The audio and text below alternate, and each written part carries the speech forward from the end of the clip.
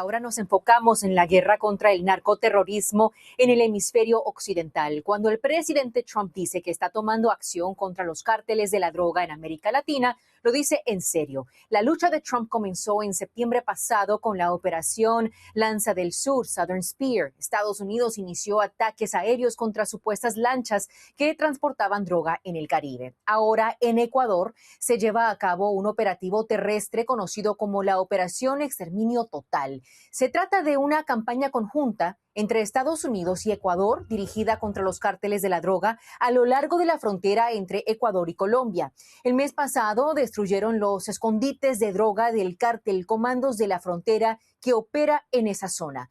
Funcionarios dicen que esos ataques contra los narcotraficantes son solo el inicio de una campaña mucho más amplia para combatir el tráfico ilícito de drogas. El analista político Emanuel Rincón se encuentra conmigo para opinar al respecto. Emanuel, como siempre, bienvenido. Hola Andrea, muy buenos días.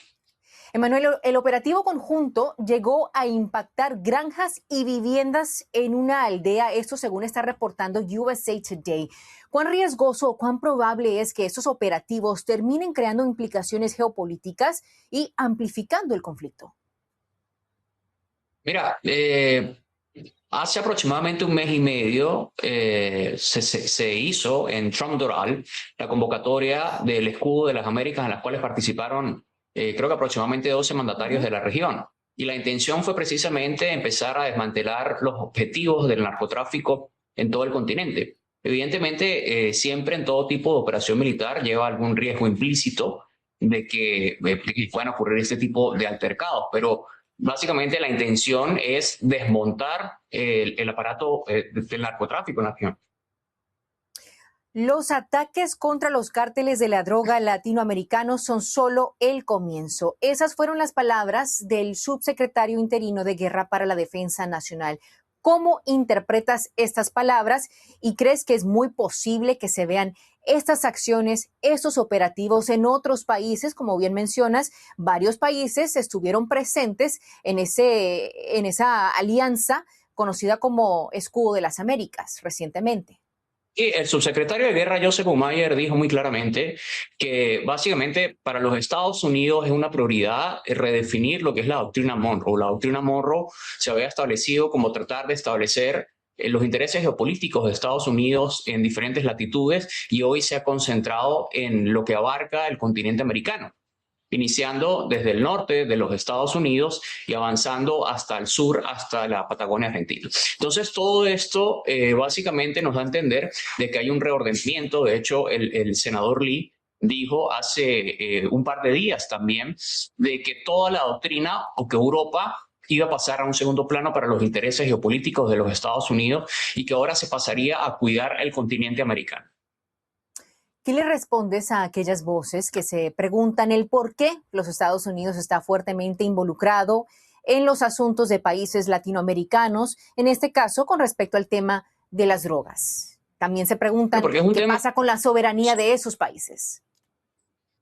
Bueno, al presidente Daniel Noboa lo entrevistaron hace 4 días, creo que desde Bloomberg, y el presidente Noboa dejó claro que básicamente lo mismo, se ha firmado un convenio entre los Estados Unidos y diferentes países de la región. Ellos han aceptado tal iniciativa y no hay, digamos, una injerencia implícita o un forzamiento de Washington a aplicar estas acciones militares, sino que básicamente están colaborando con los países de América Latina para poder desmantelar estos grupos criminales y terroristas.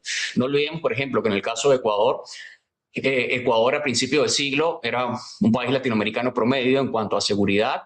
En los últimos años, bajo los últimos gobiernos de izquierda que estuvo en la región, se convirtió en el país que con prácticamente más asesinatos per cápita, incluso había superado a El Salvador. Y básicamente, pues bueno, para poder reordenar o recomponer todo esto, es necesario, digamos, implementar una fuerza superior. Y en este caso, pues la fuerza superior es el gobierno y el ejército de los Estados Unidos que puede prestar estos operativos para desmantelar estas estructuras criminales. Y no es algo nuevo. En Colombia ya pasó hace más de 20 años. Washington lleva mucho tiempo cooperando con las autoridades colombianas para desmantelar los carteles de narcotráfico y ahora sencillamente se está expandiendo a otros países de la región. México tiene un gravísimo problema con las drogas y obviamente no participa en esta alianza. ¿Qué esperas haga Estados Unidos al respecto?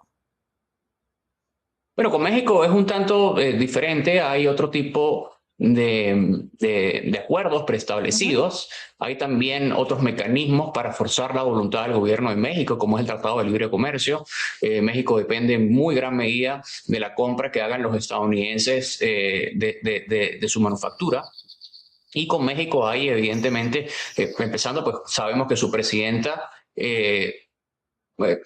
trabaja muy de cerca, se puede decir de alguna manera, o trabaja para proteger de alguna manera los intereses de los grupos narcoterroristas. Así lo ha demostrado durante mucho tiempo, diciendo que el tratado con ellos va a ser de abrazos y no de balazos. Y con México, ciertamente, parece que los han forzado un poco a tratar de cooperar. La operación contra el Mencho eso nos lo demuestra.